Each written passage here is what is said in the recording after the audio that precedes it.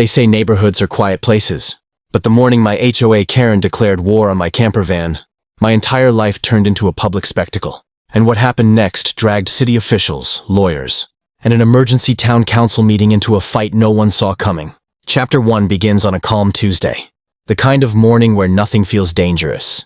My camper van was parked neatly on the street, legally registered, spotless and unmoving. I lived in it by choice, saving money, traveling on weekends and minding my own business. That peace shattered when I heard sharp heels on asphalt and an angry voice slicing through the air. There she was, the HOA president, clipboard in hand, lips tight with purpose. Around here, everyone knew her reputation.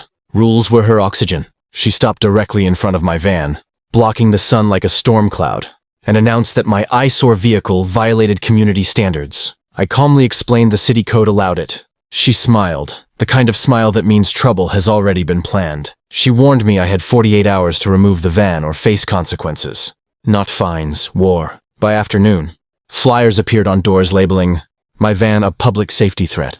Neighborhood group chat exploded with accusations. I was called irresponsible, suspicious, and even criminal. Photos of my camper were posted online without my consent. Zoomed in, circled, and mocked. I felt watched every time I stepped outside. The next day, an official-looking notice was taped to my window. It cited vague HOA bylaws, none of which actually applied to public streets. When I challenged it, Karen raised her voice so neighbors would hear. She accused me of lowering property values and inviting crime. People stared. Some nodded. Others looked uncomfortable but silent. That evening, a police cruiser rolled slowly past my van, then circled back. The officer was polite but curious. A complaint had been filed claiming I was living illegally in the vehicle. I showed permits, registration, and proof. The officer sighed and admitted this wasn't the first call about me that week. What Karen didn't realize was that her obsession had crossed a line. Neighbor recorded her shouting threats and sent the video to the city council office. Another resident filed a formal complaint against the HOA itself. Tensions rippled outward, drawing attention from officials who rarely intervened in neighborhood disputes. By nightfall, an email landed in my inbox that changed everything. The town council had scheduled an emergency meeting to address escalating HOA conflicts, and my camper van was now officially on the agenda. This was no longer personal. It was political and unavoidable for everyone. Opens with the realization that my quiet van life had officially become a town-wide controversy, and there was no turning back now. The emergency council meeting was scheduled for Thursday night, which gave Karen just enough time to escalate things from hostile to unhinged. By Wednesday morning, the HOA went into full damage control mode, or at least that's what they called it. What it really looked like was Karen knocking on doors, rehearsed outrage dripping from every word. She warned neighbors that if my camper stayed, others like him would follow. Vans would line the streets. Property values would collapse. Fear spread faster than facts. Meanwhile, my phone wouldn't stop buzzing. Strangers were commenting on a post Karen had shared in a community forum, speculating about my past, my income, and whether I was even supposed to be there. One comment suggested calling the fire department. Another asked if zoning laws allowed mobile dwellings. No one bothered asking me directly. That afternoon, a tow truck slowly cruised down the street, paused near my van, then rolled on. A bluff, but an effective one. Karen stood on the sidewalk with folded arms, watching to see if panic would do her work. I stayed inside, documenting everything. Photos, videos, dates, times, because something told me this was about to matter. A city compliance officer stopped by later that day. Unlike the police, he was blunt. He admitted the HOA had been flooding city offices with complaints, demanding immediate action. Still, every rule they cited didn't apply. Public street. Legal registration. No violation. He shook his head and said, "This is getting political." That night, a neighbor named Mark knocked on my door. He whispered like we were plotting a crime. He'd lived here 20 years and had seen Karen push people out before. Families, renters, anyone she decided didn't fit. He told me half the block was tired of her tactics but afraid to speak up. Until now. By Thursday morning, the agenda for the emergency meeting was released. My camper van wasn't just listed, it was highlighted. The discussion title read, Unregulated Vehicle Habitation and HOA Authority. Karen had framed this as a threat to the entire town. Hours before the meeting, I received an official notice inviting me to speak. Karen wasn't expecting that. She wanted me invisible. represented only by her version of events. Instead, I now had a microphone. As the sun set, I drove my van to City Hall, parking legally right out front. People stared. Some recognized me from online posts. Others looked curious, not angry. Inside, Karen was already there, surrounded by binders, whispering to board members like she owned the building. What she didn't know was that I wasn't walking in alone. Several neighbors followed behind me, ready to speak, ready to challenge her narrative, and ready to finally end this war she started. Begins the moment the council chamber doors close, sealing everyone inside with months of buried resentment and one HOA Karen who believes she's already won. The room is packed. Residents line the walls. City officials shuffle papers. Cameras are rolling. This is no longer a small dispute, it's public record. Karen is called to speak first. She walks to the podium confidently, clutching her binder like a weapon. She describes my camper van as a danger, a nuisance, a symbol of lawlessness creeping into a respectable community.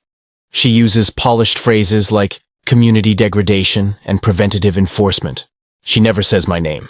I'm not a person to her. I'm a problem. Slides appear on a screen behind her. Photos of my van taken at unflattering angles. Close-ups meant to imply neglect. She claims residents feel unsafe. She insists the HOA must be given authority over public streets before it's too late. Some council members nod, others frown. Then something unexpected happens. The council chair interrupts her. He asks a simple question. Which city ordinance is being violated? Karen freezes for half a second. She flips pages, quotes HOA bylaws. The chair calmly explains those don't apply to public roads. A murmur ripples through the room. Karen's voice tightens.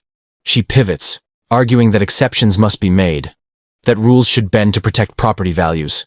That's when the chair thanks her and calls the next speaker. Me. I step forward, heart pounding but steady. I don't raise my voice. I don't attack.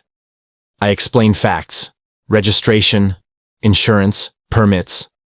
I explain why I live in the van, how I maintain it, how often I've been harassed. Then I do something Karen didn't plan for. I play a short video. It's her, shouting on the sidewalk, threatening, claiming she'll make sure I'm forced out. The room goes silent. A council member leans forward, another scribbles notes. Then neighbors begin speaking. One by one. Mark talks about intimidation.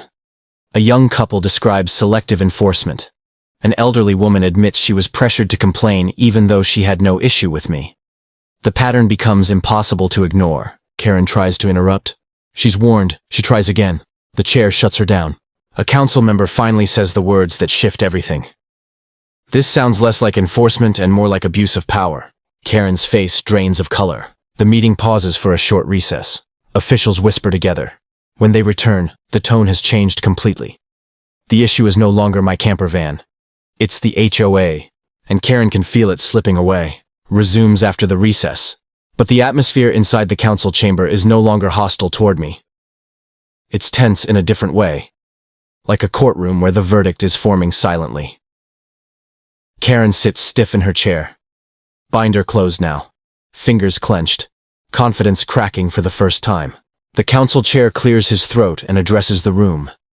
He explains that the emergency meeting was called because of an unusual volume of complaints originating from a single HOA. Not multiple neighborhoods, not widespread concern. One association, one leadership voice. All roads lead back to Karen.